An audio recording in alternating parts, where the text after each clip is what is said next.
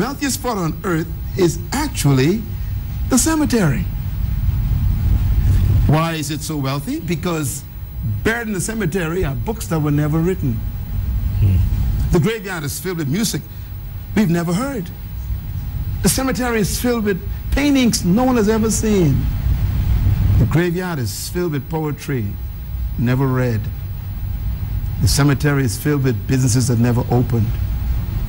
The graveyard is filled with awesome companies that never got started.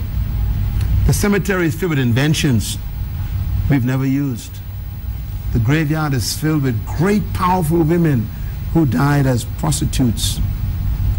The cemetery is filled with awesome men who died as alcoholics and drug addicts.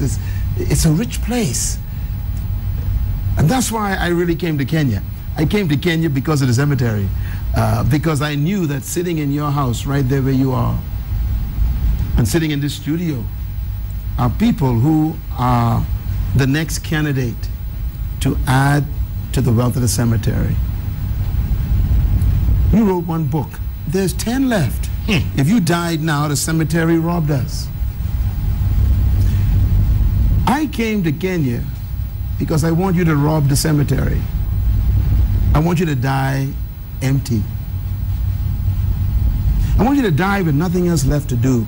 I want you to die because you poured out all of your dreams, ideas, visions, books, music, inventions, publications, that you died empty. That's the goal of life. Don't die old, die empty. As a matter of fact, one of the greatest statements I ever heard about dying is this statement. I think it's my beautiful statement of dying. It says, "It is finished." 3 words. The guy who said that was only 33 years old. It is finished. He didn't say, "I was finished," because we don't die. We are eternal spirits. He says, "It is finished. I poured out what I came to earth to pour out." Was that the guy on the cross? That's the guy on the cross. All right. You see, Therefore, I remember these things. My goal in life is to help everybody die empty. That's why I come to meet you, Jeff.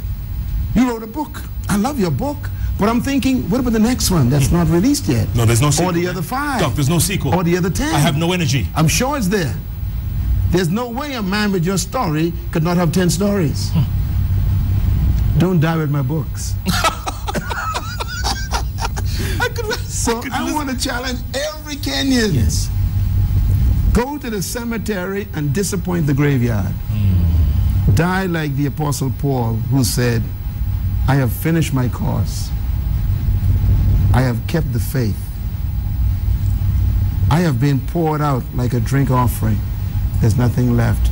I am ready to die."